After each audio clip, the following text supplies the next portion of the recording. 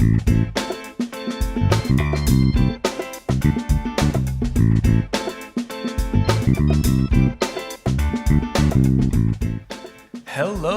and welcome to Squabble, a noisy quarrel about something petty or trivial. I'm Carter, and I didn't do my hair today. Oh, you didn't. I can tell. I'm Jacob. Did you do your hair today? Actually, I didn't either, but I never really do my hair because I just put on a hat. Cool. For those of you YouTubers, the people who watch us on YouTube, yes. This is an You're not. audio-only episode today. Yeah. You're not watching us. Well, you You're are. just listening. But You're watching Because our logo. We've had some technical difficulties the past couple weeks, and we are working through those because camera equipment is sometimes just the worst. It is. It's haunted. But I don't We want have to a haunted spend too much time on this intro because I We have really a want to get to special- the topic have a because it'll special be episode. long. So Yeah. we're going to talk about this for a while, I think. Yeah. You want to present the topic? Yeah, sure. Well, they've all seen the thumbnail or the title, I'm sure. True. But it is The Office versus Parks and Rec. This is a betcha. highly debated one. Yes. Now I know a lot of you are very extreme on this one. I'm sure everyone, as soon as I said that, if you've seen both shows, or even if you've only seen one show, you immediately either said, "Oh, The Office," or you immediately said, "Oh, Parks and Rec." Okay, there's no in between here. Yeah, I feel like there isn't. Although I do like both. See, I'm just going to go ahead and say this right off the bat. Neither of us are saying, this is going to sound like that's what we're saying, or at least from my point. It's going to sound like I'm saying The Office is like the worst. I'm on Team Parks and Rec. But I'm not. I'm sure Carter will go the same way. It's going to seem like he's saying the other one's really bad in favor of our arguments. But really, these are both quality shows. I enjoyed both of them. They're both very good Yeah, shows. I enjoyed watching them both. Same producers and same directors Yeah. and creators, but they're completely different shows, and they deserve different spots in the world. Someone's got to come in first. You know, Yeah. you can't give trophies to everyone. Yeah. That's what this is about. Yes. Which one's first? Parks and Rec. You're wrong. The Office, and we will. Parks and Rec should get the Dundies for best TV show. Okay, well, I'm going to go ahead and start off with a strong point. Okay. I listed out some points, and I think this is my strongest one, and I like to start off strong. Yeah, and then fizzle out at the No, end. I like to, just like your show. Oh, no, that's actually more applicable okay. to The Office. But My number 1 point. The Office is more successful in popularity and with the critics. Yeah. The Office's first season averaged 5.4 million viewers and peaked at season 5 with 9.4 million hey, you know what was also popular at one point? Slavery. Popularity has nothing to do with what is the best. Wow, that's Just saying. I mean, just of all things. That's all I'm saying. Popularity doesn't always mean it's better. It's best or good. In this specific case, we are arguing for the people's choice. So, and did you know Parks and Rec peaked? It peaked at season 1 with only 6 million viewers, and it went down from there, going as low as 3 million. Where did you get these stats? On their official websites everywhere. I don't believe that. I'm quoting all kinds of things. Also, when The Office first came out in its first season, it was actually taken in very bad. I see you glossed over that part. Critics really disliked it in the first season. Everybody was like, this is awful. It's just a bad copy of the UK version, and nobody liked it. All the way up really through the second half of the second season when it was first coming out is when people finally started saying, okay, maybe we should give it a chance. I wouldn't say nobody liked it. Otherwise, it wouldn't have gotten a second, third, fourth, etc. Yeah, also not to mention the last 4 seasons of The Office. I see you have right there, it peaked at season 5 in views because the last 4 seasons are trash, and everybody acknowledges that. I'm not going to deny that. Okay, it did start going downhill in the last few seasons. Yeah. But you can't say that they're not funny. Those episodes, they are funny episodes. Well, and here's my other encounters and great characters in the final season. I'll bring my point about mine. That's kind of one of the things about mine is with the Parks and Rec. This is very broad. What I'm going to say with Parks and Rec, it changes and it grows, right? It's like a story that changes and grows. The Office, from what I've seen, like I said, it is very funny. You're right about that. But it doesn't have any growth, right? It's basically the same thing over and over and over again. It's like all the same characters with the same motivations, the same goals, the same attitudes, just the same thing over and over again in different wacky situations. Okay. Yeah, that's funny. Does that deserve 9 seasons? No. In Parks and Rec, you get to see the characters change and develop and grow, and you get to see a lot more about the actual story and the characters as opposed to The Office, where it's all just, okay, the same characters. They change a little bit, but not really. Not to mention, the only character in The Office that could really hold their own show was Michael Scott. And as soon as he left, it kind of went downhill. Okay. So let me touch on that a little bit. I understand what you're saying. In Parks and Rec, there's a big overarching story. There's a goal, and throughout the show, they're always trying to reach that goal. That makes sense. But yet, each episode is a little nugget of delight that can be appreciated as its own piece. Oh, well, that's what I was going to say. See, when it comes to The Office, the main theme, there is no main overarching end goal for the entire series. It changes. There's the antagonist changes, but that's the good thing about a comedy. When you want a comedy TV show, you want to be able to jump in anywhere in the series. You want to pick an episode, watch the episode, understand the whole thing, and laugh the whole way through. But with Parks and Rec, it's difficult to do that because of the overarching story and the different things that they're throwing in there that you have to kind of keep up with throughout the series. I would argue a couple things. I would argue, A, that makes it a better show in Parks and Rec that you have to... Wait, can I pause you? No, okay. I want to add something to the end of my thing. And The Office isn't completely and utterly episodic. There is overarching stories. They're just sub stories or not as main theme, like the Jim and Pam. Like you can follow that story the entire route. You can get me started on Jim and Pam later in this episode. They're the worst. But you can still jump in anywhere and understand what's going on and think it's funny. Okay. Continue. What I was getting at was to rebuttal you. I said that I would argue. You just started your timer. I saw it. That's why I'm trying so hard to get my words out because I'm focused on you just now starting the timer. A couple minutes into this episode. Anyways, yeah, there's literally a sticky note right in front of us that says Carter, start the timer. I actually opened the app but to you make didn't sure click I did. start. Well, I'm doing things, okay? My brain's thinking about other things. Anyways, I was saying, I would argue that they're not that different in terms of actual, how much you have to pay attention to the story. I'd say they're pretty similar in how much you have to pay attention to the story. I will give you that, yeah, the Parks and Rec has a little bit more of story going for it, which I would argue is a good thing. So what, you can't, even if you do jump into a random episode of Parks and Rec, you're still going to think it's funny. You might get confused at some points, but that's not going to take away from the funniness. And I'd say that goes the same for The Office. I'd say that's not really a viable point. I'd say they both have the same amount of that. Okay, well, how about I continue down the road here? Okay, yeah. On my first point then, if you're going to say that. Well, critics, okay? I got to views, popularity. I'm going to go into critics now. Or actually, I'll stay with the crowd. I will go to critics last. They've both made YouTube profiles. Yes. And they post bloopers and clips, and they're both hilarious. But The Office is doing very well on the social media platforms with 735,000 subscribers, while Parks and Rec only has 98,000. Can I rebuttal that as well? Sure. The Office is an older show. It's been around for a lot longer. Okay. So there you go. You argue that. Not a lot, I would say, but... So I would say that's with the popularity of people, The Office has had a lot more time. And yes, the Parks and Rec didn't start until what? Can we get I don't have the exact year, but it was a lot older than The Office. The Office started a lot more before Parks and Rec.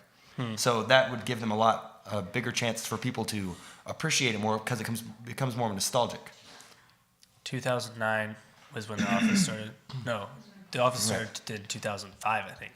And so 2009. I would say Parks that and Rec, so that's not really that. But okay, yeah, but Parks and Rec ended. It ended more recently than The Office. So I'd say The Office has more of a nostalgic thing for a lot of people, and I'd say that's why when it comes to like a normal person, that's why that one has more subscribers. That's why people keep up with that one more because they're like, oh yeah, The Office. So many memories. Rebutted. Let me go on. Please. I'm sorry if I'm going to clear my throat a lot. TV.com, one of the most referenced critic websites. The Office got a 9 out of 10. That's an almost perfect score. Parks did pretty good, but 7.4 out of 10. Yeah, give them what they're worth. IMDb, even more famous than TV. Now, this one was a lot closer, but still, The Office with an 8.8 out of 10, and Parks with an 8.6 out of 10. Okay, so The Office that one is beating by 0.2. 0.2 points. It's a winner circle and a also, loser I've circle, also believed that TV.com and IMDb are once again by votes. They have two different scores. They have a critic score and an audience score. What are this those? is critics right now. Oh, Critics. okay. Yeah. Still, I don't think that necessarily just because something is appreciated more by critics, that doesn't make it any less good.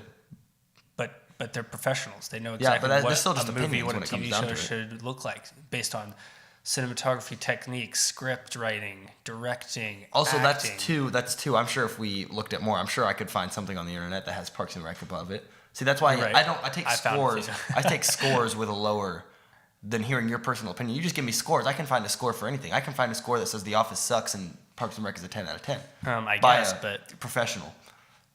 So I take scores with less seriousness than what you giving points of why you think it's better. Because that's not going to persuade me hearing what some guy on the internet says. Well, I guess that's what you guys are listening, our viewers. But still. yeah. And I think you are underestimating the weight that IMDb has on movies and TV shows. People Okay, will plan around what kind of ranking that IMDb gave a movie. Okay, well, you want to hear some, if we're talking about technicality, you want to hear some technical flaws in The Office? I'd like to say there are lots of plot holes in this show. Lots of them. Hit me. Which I'm not saying there's not any in Parks and Rec. I've just listed 3 here real quick. The senator's son, where did he go? He disappeared. He was in the one episode where Angela first meets him, and then he's gone and never even mentioned. Okay, yeah, you're right. The second one, why was Michael and Holly's wedding never mentioned anywhere in the show? No, that's an inconsistency in Michael's character. Michael Scott would have definitely invited everybody. He gave everybody a week off work so they could go all the way to Niagara Falls to Jim and Pam's wedding, but he wouldn't invite anybody to him and Holly's? That doesn't make much sense. Another one, that's an inconsistency in character. Why are you shaking your head? These are valid points of why wouldn't they? Another one is who was hired first, Jim or Pam? There was one line where Jim says, yeah, when you first started working here, I had a crush on you because you were the new girl or whatever. But then later, Jim also says that Pam, on his first day, introduced him to everybody at the office. Who was hired first? So there's lots of inconsistencies in the show. Okay. Well, first of all, I'm going to start off by saying there are inconsistencies in Parks and Rec as well. So your point I'd say there's more in The Office. Goes against you. But I would also like to say that when it comes to comedy, and this goes for movies, TV shows, anything. When it comes to comedy, if comedy is your goal, if it's a comedy TV show, I don't think that consistency has to. Consistency is just second. After the jokes, like that's the goal is to be funny, not to be a consistent plot hole-less show. I mean, I would say why not have both? So you're saying you have lower standards for comedies? okay, but now you're arguing against your own show because how come Ron Swanson is so against technology and wants to be off the grid, but he lets a camera crew follow him around for years on end? Here's my other point about that. That rhymed. Now here's another. Yeah, I did. Nice. Here's my point about this. You actually have this as a point in favor of The Office. I have a point against The Office. You say, I'm reading off your notes, I'm sorry, but The Office commits more to their documentary theme. That is exactly what I wrote, yeah. Yes. Well, I would say that's one of the good things about Parks and Rec. They use it as a tool to make a funny and unique TV show, and they don't stick to it too hard. Like in The Office, it literally is a documentary. They interact with the camera people like that. One of the boom mic guys is like an actual sub-character in the show. Yeah. And there's like... They get their documentary gets released, Brian. And that just leads to no, not Ryan. Brian. Yeah, there you go. I was like Ryan. I didn't say Ryan. I said Brian. Oh, sorry. Twice. Brian twice. Yeah. But anyways, what the heck are you saying? I think it's better that they don't stick to it as an actual thing because having like an actual documentary crew like that and treating it so realistically, I think actually A leads to more plot holes and more inconsistencies. Like how is that possible? And B, I think it's not as enjoyable to think that they're actually being filmed for a documentary, whereas Parks and Rec just uses it as a fun tool of a storytelling. They like the documentary never gets released. They never really acknowledge all that much that they are filming a documentary. It's more of just as this is a cool, unique way to have a TV show, and we think it would be funny to do it with this, and so they do that. I definitely see where you're coming from. However, I think when you set up a scene or have a theme like that, like it's a mockumentary. That's what it's called, right? It's a slang, I guess. A mockumentary. It's a documentary, but they're just making fun of it. It's. Thank you for explaining what mockumentary means. Some people live under rocks, Jacob. Okay. I know. Like Patrick Star. You're right. What you made me lose. My train flew off a cliff and exploded into the ground. No, when you set up a world. that you're making jokes in. It's like a comedy world. Like obviously nobody reacts at like people in the office or in Parks and Rec. It's completely insane that people would actually react like that or act like that. But it's always an exaggeration. So when you have The Office and it's this documentary and they kind of stick to the documentary, but it's still exaggerated and the characters are still super hilarious, that makes it more funny because you know that this is supposed to be a documentary, but these people are still acting like this, even though they know that they're being filmed. And that makes it more funny than when they never acknowledge it, but they still act like that. You know, it's like a different type of humor. I would when you say, know that they are doing something in front very, of people and doing something like where no one's watching. Yeah, I would say that there are definitely different types of humor. I'd say The Office is more cringy, awkward, like, oh, I can't believe they just did that. While Parks and Rec is like, oh, that's clever, that's funny, that's like a funny situation. I would say more of, I don't know how to explain it. You know, I feel like if any of you guys have seen the two TV shows, then you know what I'm talking about, right? Yeah, they're obviously two different types of humor. I actually wrote this down as a point to argue against you, that The Office has several different types of comedy or types of jokes and different types of humor. They have like it's hilarious when they have like these self-deprecating jokes that people are making now. It's hilarious. They have like puns. There's a lot of puns. Like, you can't bring up puns and then say The Office is better at puns than Parks and Rec. I'm not saying it's better, but I'm saying there's more variation when it comes to what people like to laugh at. And The Office holds all of that. If you're really into puns and you watch The Office, you're going to think it's funny. If you like self-deprecating jokes and you watch The Office, you're going to think it's funny. If you like that cringy, awkward kind of humor, you're going to think it's funny. Dry humor, it's hilarious. No matter what you laugh at, The Office is provides. Like, it provides, you're right. And it's hilarious. I would also say that each character kind of portrays a different type of humor. Like Kevin is a lot different, where the jokes he makes, or the writers, when they make the jokes around Kevin, is a lot different than when Michael makes a joke. Because Kevin makes those really stupid jokes or acts really stupid, and you think it's funny, while Michael makes those really awkward, cringy jokes that are funny. I would say there's less variety than you're making it out to be. I would say every character, its jokes and like everything that happens to them is just revolved around, that was really awkward. Like, there's episodes of The Office where they're over and I'm like, wow, I'm uncomfortable. Like the dinner party episode. That's so awkward. It's so uncomfortable. Or when Michael kisses Oscar. It's so awkward. Did you know that was improv? Yeah, that was improv. Yeah, that's another great thing about The Office. I'm sure there's improv on Parks and Rec as well. There is. Not that I've have specific scenarios of.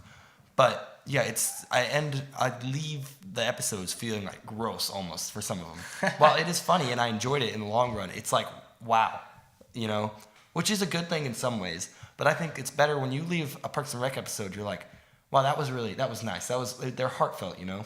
It's you really connect with the characters. I think they're more relatable in Parks and Rec. A lot of people say The Office. Yeah, but at the same time, it still has some edge, you know. Yeah. Which I think is better. Not to mention The Office characters. I have this written down. The Office characters are unloving and mean.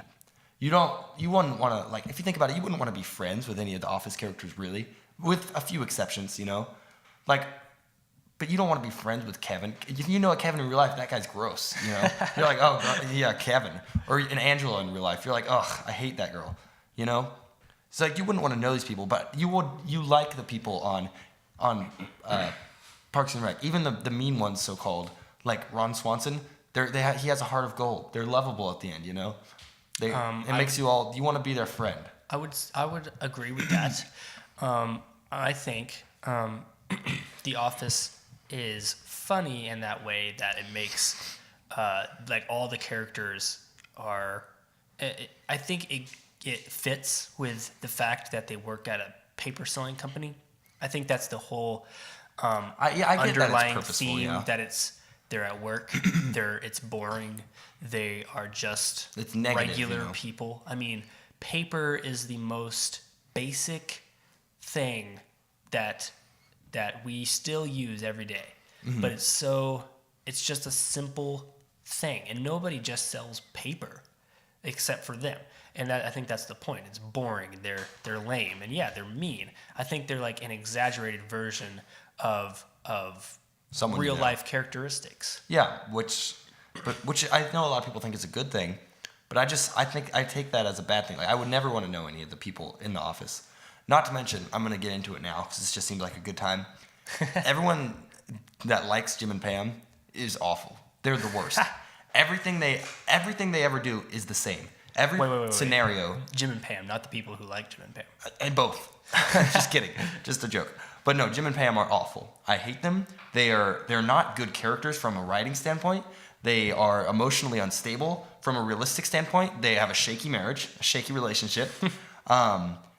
They're just awful. Not to mention, a lot of people say, "Oh, well, they're realistic," so that doesn't make them likable. That shouldn't be your goals for a relationship, you know? Like, oh, relationship goals. No, the only thing that they have going for them, and it's been proven multiple times, is that Jim messes up, Pam's mad at him, and then Jim makes one good. Oh, that's so romantic. He got her a teapot with a note that says their feelings. Oh, and then he got the editors to make a video. That's all that the relationship has going for them.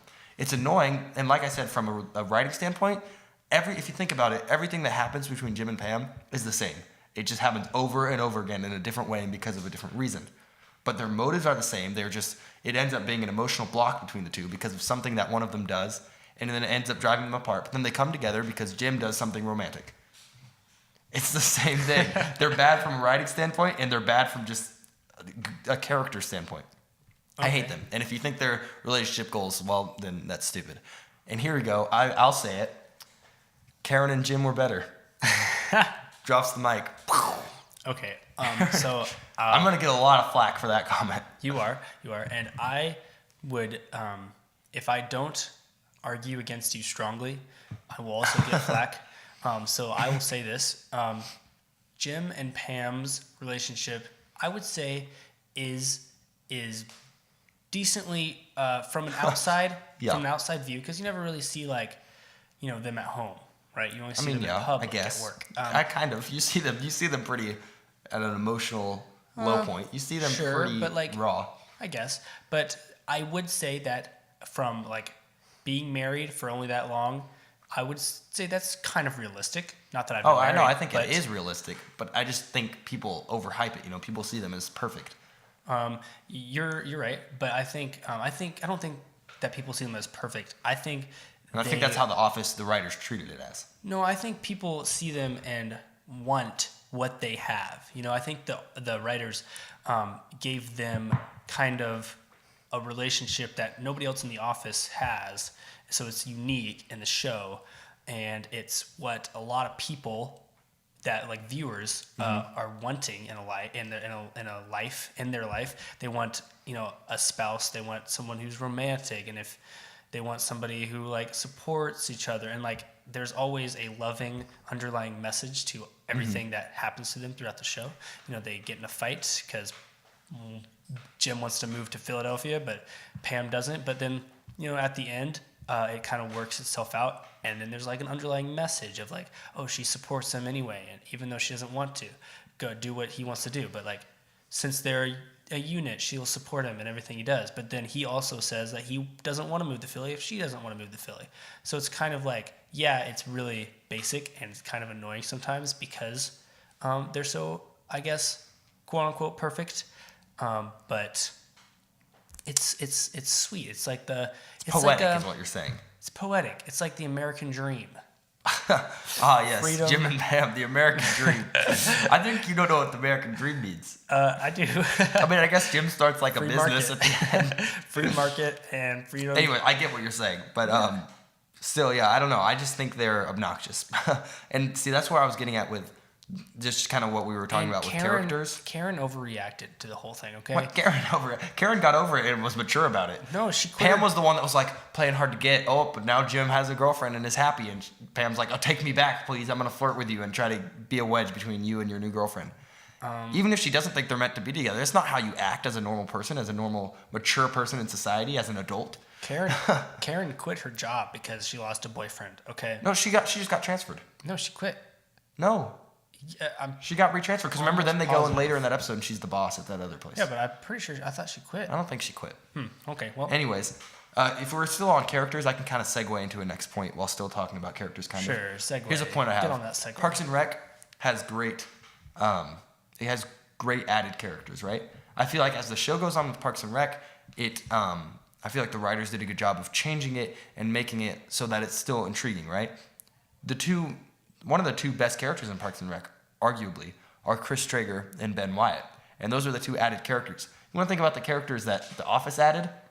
All of them suck except for Andy. Andy's the only exception. Every character added: Gabe, the old lady, Gabe, the old lady. Even Aaron is annoying. Okay. What? No, Aaron's. I was going to say that. Pete and the mini Dwight. I can't remember their names. They suck. Just all the added characters suck. Robert California. He's annoying. No, he's hilarious. They all suck. Okay. How about? I would say. That's not true. First of all, I guess this is more of an opinionated one, but still. First of all, Aaron is you can't argue hilarious. Aaron is arguably annoying. Okay, Andy also super hilarious. You can't gloss over Andy. No, I said Andy's the one exception. I would say Daryl is an added character. What? Well, like he's in the first few episodes, but like he's not really a main character. Like they pretty much just because he becomes a series regular doesn't mean he was added. He was basically an extra. What? No. Yes. They just put him in the main office so that he could have more screen time. He's got a way bigger role. Yeah, I agree, but that doesn't mean he's an added character. Okay. And Robert California is pretty hilarious. The time he has. Yeah, but I kind of hate him. He's like really hard to deal with, and all of his episodes were bad. No. Yeah, he's annoying. He's the Lizard King. Okay. Yeah, you're right. How about this? The Office. Okay. Well, before we kind of just left that whole point at like a draw. You have to admit, you can't really argue. Well, yeah, that's true. But you have to admit, the Parks and Rec, Ben Wyatt and Chris Traeger were much more. They were a lot better additions to the cast than almost every Office addition. I would say, except for Andy. I would say that's true. I would say that they are very good additions. That's true. Yeah. I think that was a good call. writing and directing from their side. They are really great characters and they're funny. Yeah. And they added something that, and like I said, the writers, and Parks and Rec knew to ditch Mark Bandanowitz. See, the writers listen, they understand, they feel for it. Actually, I think they don't just let it drag on. I think they probably fired him because he was a bad character. Yeah, I'm pretty sure. I remember. He was. You know what? Mark Bandanowitz was just Jim, and they were like, Jim sucks. It's the same. Get out, it's the Jim. same writers. Yeah, and then they realized with Parks and Rec that it was better. Well. Anyway, so you can move on to your next point. I know you were saying something before. Yeah, it's hard to argue what characters were better because That's that is true. super opinionated. I mean, that's just like who you connect with. I mean, you can argue from like a writing. Yeah, standpoint. I was saying, But Chris I do Traeger and think Ben Wyatt. even sub characters in both shows, all the characters are written really well. Yeah. So it's hard to argue. But I will say that there are. I think this is also pretty opinionated, but what's not in the shows? Yeah. There are The Office is way more quotable and rewatchable, and the quotes are way funnier. I wrote down some quotes. I see. I'll let you read them, and then I'll say what I was going to say. Can you do voices? Not from. I can do one for Kevin, but I didn't write a Kevin quote. Oh, and you could probably do one for Dwight, but I see you got a lot of Michael ones on there. Yeah, I did have a lot of Michael ones. Michael has some of the best quotes ever. Yeah. He is probably like the And best then TV character. and then he quit, and that's when it went downhill. Would I rather be feared or loved? Or would I rather be No, he feared butchered the or quote. loved? Easy, both. I want people to be afraid of how much they love me. Yeah. Come on, this is hilarious. Can I read this next one? Because I like it. Yeah, sure. If I had a gun with 2 bullets and I was in a room with Hitler, Bin Laden, and Toby, I'd shoot Toby twice. I'm not superstitious. I'm a little stitious. That's Michael Scott too. Yeah, that was so funny. Yeah. We've been quoting that all week, actually. You've been quoting that all week. Point against yourself. This is Dwight. When my mother was pregnant with me, they did an ultrasound and found out she was having twins. They did another ultrasound a few weeks later and discovered that I had absorbed the other fetus. Do I regret this? No, I believe the tissue has made me stronger. I now have the strength of a grown man and a little baby. Yeah. That is so funny. Yeah, see, those are funny. I didn't look up exact quotes from Parks and Rec because I that's a good point. I agree, but I think it has just as good quotes. I would say it has some pretty good quotes. especially from Ron Swanson. Okay. And Tom I would say Haverford. Ron Swanson is probably the only character that is worth quoting. What? Not Yeah. Tom Haverford? Very few of A his Tom lines. Haverford quote was my Instagram bio. I had to change it. Okay. I would say first place, Ron Swanson. Second, Tom Haverford, but nobody else even Not makes Jerry? third, I don't think. Jerry doesn't even have any lines. What? Okay, this is you find the scene hilarious. Remember, they're trying to find dirt on each other. It's in the first season, and he goes, "Hey Jerry, did you know that your adopted mom was arrested for selling weed?" And they all laugh at him and say, "Huh, you didn't know that?" And Jerry goes, "No, I didn't know I was adopted." That's pretty It's funny. hilarious. Oh, also April, also very quotable, and Leslie, also very quotable. I would say, okay, this is the difference between their quotes, I think. Their quotes are very relatable. Like when they say something, you're like, that's funny because it makes sense to me. But like when it comes to The Office, their quotes aren't really relatable You don't necessarily. relate to absorbing a fetus and growing the strength of a grown man and a little they're baby? just funny. They're hilarious. No, I don't relate to killing my twin in the womb. But it's funny to know that I guess that's just me. that character said that. Like a person said Yeah. that. It's funny. So I think But I would say that's a downside for not being like would you make any of those really your Instagram bio, right? I went through a number of Yes. Parks and Rec quotes to make my Instagram bio. It's now changed because I change my bio like every week. But would you make this your Instagram bio? That's the next episode. yeah, Yes, I would make these my Instagram bio. Oh. Yeah, I would make. Would I rather be feared or loved? Easy. okay, maybe Both. that one. But you I wouldn't want do that people Dwight to quote. fear. No, I wouldn't because I'd just be. Yeah, Weird. that's just weird. Yeah, I understand. That was They're just a joke. funny. And do you have another point? Or you want me to go to my next one? I kind of touched on it, but I can go on a little bit more. Well, I've kind of just said it, but I'll just outright say it as a point. Parks and Rec, I believe, changes their show more. I believe they listen to the audience and they really feel with the characters and they change it to experiment new things and they try to make it better and they just I feel like they do more things with their show and they are more creatively they stretch their creativity a little bit more than The Office. I feel like The Office just goes on for 9 seasons of the same thing. It's just constantly. I feel like it's like, oh, look, new episode with a new plot, but it's kind of the same thing as every other episode. You know, I feel like really, you watch Parks and Rec and it changes and the characters grow. You know, Andy gets his new job. He has his whole story, and then Leslie has her whole story with everything. I just feel like it's a lot more creative than The Office. Okay.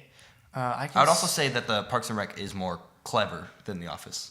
What? No. Yeah, with their jokes. Yeah, I No. would say so. I think you are misinterpreting cleverness for, I don't know what the word is. They're like, okay, the show, Parks and Rec is too political. How about that? It barely touches on politics just because it takes place in a Parks and Rec. Barely touches. No, it totally does. No. She runs for freaking president. No, what? No, he runs for like Senate or something. She runs for city council. Yeah. And then at the end, he runs for president. I don't think he runs for. Yes, he does. I don't. Yes, he does. 1,000%. No, Jerry's the mayor. Yes, or Jerry Terry is- or Larry. One of the many names. Yeah, what's his real name is Terry, I think. No, it's I don't Larry. remember. His real name is Larry, and then they start calling him Terry. I don't remember why. I just remember he has 3 different names: Yeah. Jerry, Larry, and Terry. Yeah. I don't even know what I was gonna. I just said that because I didn't have a You rebuttal for you. referenced that. Well, how about this? Parks and Rec. I would also say the aesthetic of Parks and Rec is. I'd say this kind of goes with being more relatable. I think that The Office's kind of aesthetic is like its main theme of like why people like to watch it. It's like it's an office, right? Everybody's like, oh yeah, Sure. in Office. But the thing with Parks and Rec, it's in a small janky town, right? I feel like everybody can relate to that. Even if you grew up in a city, you know that small janky town that was like, oh yeah, I know. Like it's like when they make a joke and you're like, oh yeah, I know a place like that. You know, it's like yeah, I understand, right? Like JJ's Diner, like oh you're like oh yeah, you can relate with that. Or like oh yeah, all they have in this town is corn. It's like yeah, that's hilarious. I get you. Okay, I see. So I see think that. it's just more appealing and just a better aesthetic than The Office. I would say that The Office has the same type of aesthetic, just as a different, but I guess aesthetically pleasing to a different part of the viewer's life. Like you say, oh yeah, everyone knows about this small town, blah blah blah, but like it's way more relatable that The Office is about work and going to work every single day. That's true. Well, everybody goes to. I mean, well, not everybody, but I guess, yeah. the majority of the population goes to work every day, and so I think that is way more relatable and way more. I don't know. It fits than living in a small town. You know. I would say that I still think that it's. I guess that's kind of a personal thing, right? Like, I don't really go to work in an office, but we grew up in Arkansas, so we get like the small town aesthetic. Yeah, you're right. Is probably more relatable to us than working in an office 9 to 5 every day. Sure. The Office is more seasons, more episodes. That's not a good thing because you admitted it yourself. The last 3 seasons are bad. No, I didn't say they're bad. I said that they're not as the good. last 3 seasons went downhill, but I do think they ended it before they hit rock bottom. And you think it could have gone for a season 10 and it would have just been awful? They could have gone for a season 10, I think. It would have gotten close to rock bottom. And then season 11 would have been rock bottom.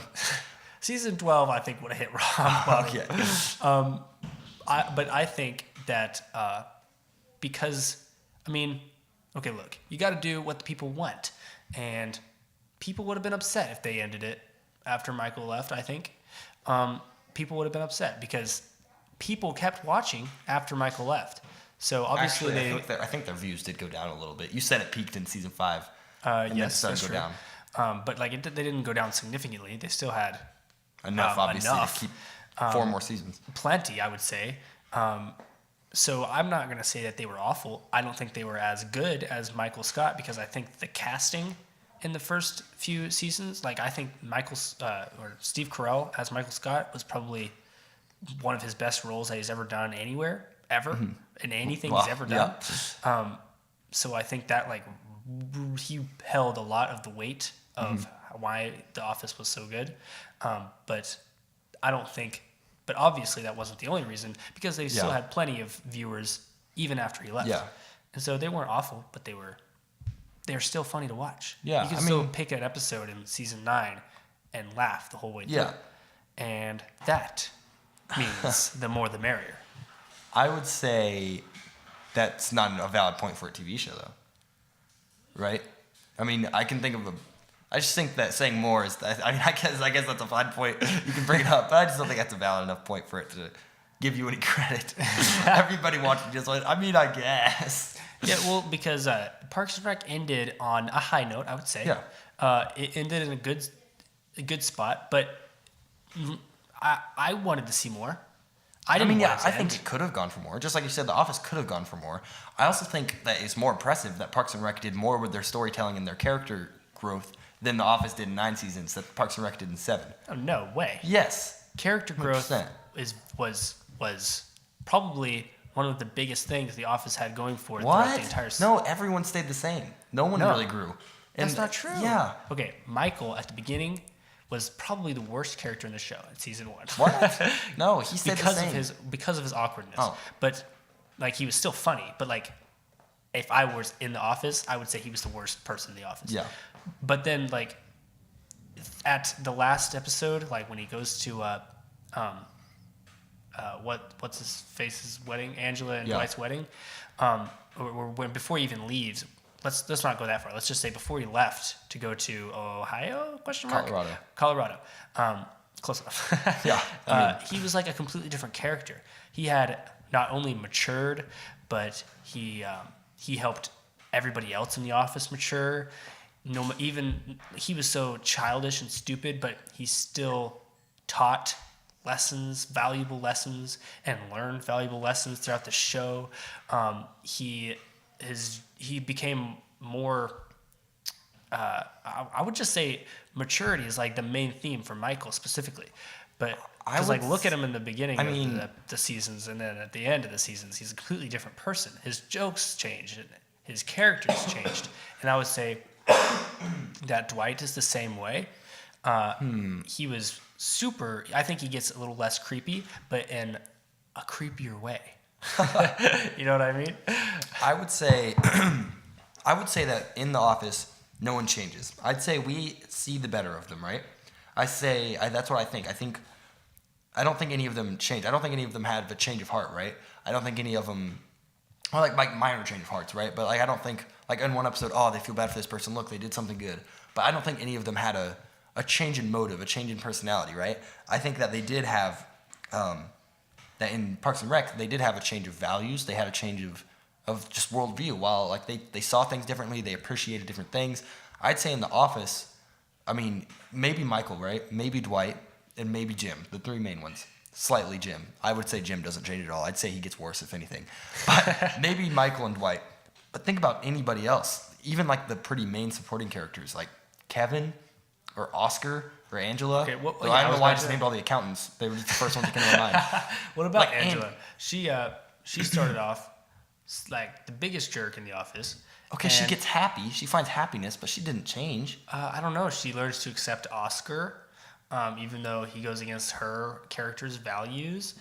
She learns, first of all, she doesn't dress like a pilgrim through the end. She changes. In I that think way she still too. did. I don't think as much. She learns to like Pam, even though she hated Pam in the beginning. I don't know if she learns to like her all that much. Yeah, they become like friends. That's like one. Yeah, I guess, but she's still maybe okay. But like, who? Oh yeah, I was going to use him as an example earlier when we were talking about this.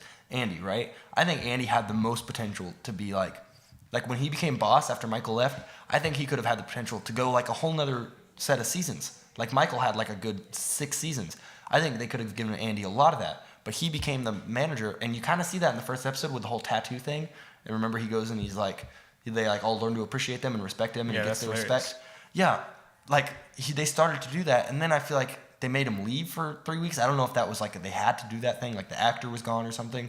But like all of that or whatever. I agree, that was kind of stupid. Yeah, and then he comes back and he kind of doesn't do anything, right? I feel like he had the most potential for like the biggest change to be like another Michael Scott, right? Okay, what's the character from Parks and Rec that you think changed like that? I think changed. Well, it's been a while since I've watched it, so I won't be able to give you as many specific scenarios. We just finished The Office like last week, but I would say April changes a lot. I would say she goes from being there because she has to ending up being someone that's really compassionate. Doesn't she end up working for someone that helps other people find their job at that place? Yeah. She ends up being okay. I would say with Ron Swanson a lot too. He starts out as being really cold, like actually cold, and at the end it's more of like a facade, and he really is nice and he cares for other people, and you get to see him go through that. Actually, I'll take back what I said. Maybe I would say that they both change, right? I would say that we get to explore and actually see the characters in Parks and Rec change. I'd say that's a better wording. Because you're right. I mean, I guess the Office people do change, but it's more of just kind of like something happens. Oh, Angela got married. Now she's friends.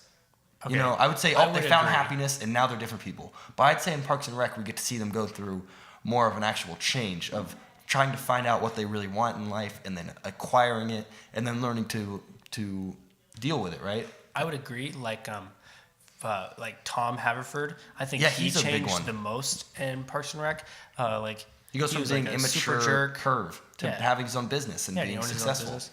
And I think the key difference of like why it seems as though those characters in Parks and Rec changed more is I think it's a matter of what the writers wanted the audience to focus on. Mm-hmm. And when it comes to Parks and Rec, I think the writers wanted people, and they successfully did, wanted people to focus very much on the characters. It was really character heavy, mm-hmm. and it was like characters, comedy, everything else, you know? Yeah. And I think when it comes to The Office, it was purely hilarious. Mm-hmm. It was all supposed to be funny and cringy and weird. It's just supposed to make you laugh, is what you're saying. Yeah, and I think characters and wanting the characters to be lovable came just second, you know? Yeah.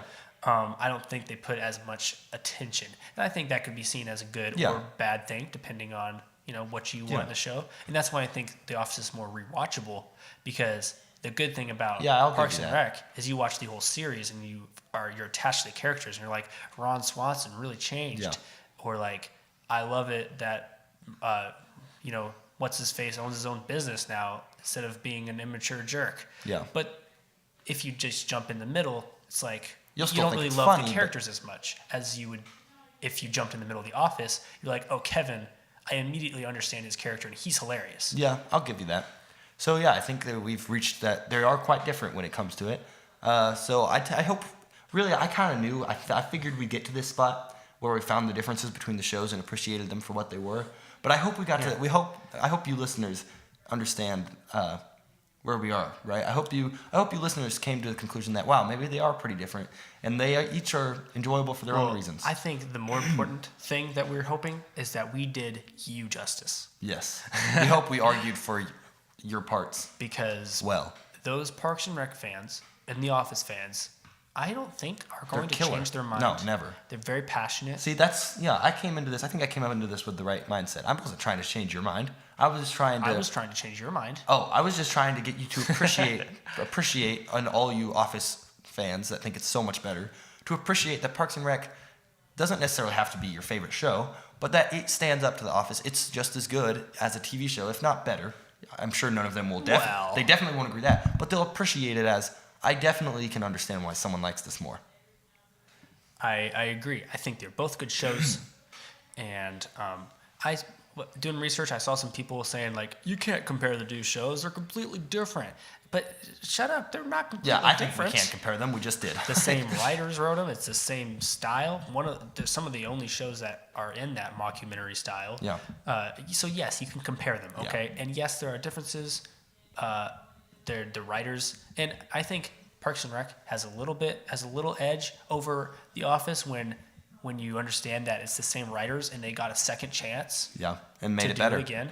They didn't make it better, but they did get to add stuff that wasn't in The Office. Yeah. But I actually think the real heroes of this are the writers. That they can make two TV shows pretty similar and make them both creative and original. Originally, Parks and Rec was just going to be a spinoff. Yeah. They were the end of The Office, the very last episode was going to be, the subplot was going to be them like messing around with a printer that needed to be shipped at a certain time, and they were going to break it but still ship it. And then the very beginning of Parks and Rec was going to be them getting the broken printer in the mail, and that's how it was going to connect everything. But then they were like, let's not do that. Yeah, so they might still be in the same universe. Who knows? Karen Filippelli is. What's her name? Ann Perkins. Ann Perkins. I don't remember it unless I say Ann Perkins. Okay, well, I think that's all the time we have. Probably more past the time that we have. Okay, it's a special. It is. This is special. This was special. A special moment. So thanks for tuning in. And feel free to follow us on Facebook and Instagram at Squabble Podcast. We have a Patreon link in the description. If you think our podcast is good, feel free to show your love over there. Patrons get special things like mugs, shirts, early access. So we really appreciate it. Don't forget to like, comment, subscribe, follow, because it really helps us out. Yeah, very much. Did you want to? You just kind of jumped in. I didn't expect. Yeah, well, it said don't forget. It seemed like a good place for someone else to jump in. You always do it all. You're right. It does. Yeah, you can do the rest. Okay. You can listen to us on iTunes, YouTube, or our website. Definitely. Yeah. Listen to it on all three at the same platforms. time. Yeah. SquabblePodcast.com. If you click play at the same time on all three of them, it should be fine. Be sure to check out the rest of the Squabble empire that we're building. Yes. Except Squabble Gaming we're on better Twitch. than the Romans. We're not going to fall. Yes, we're not going to fall. Did we just jinx us? You did. Squabble Gaming on Twitch and Squabble Movie Reviews on SquabblePodcast.com. Thanks again. Yep. Thanks again, and we will snap you later. Sorry, it's audio only. Yeah. You're just going to have to suck it We'll up. fix it.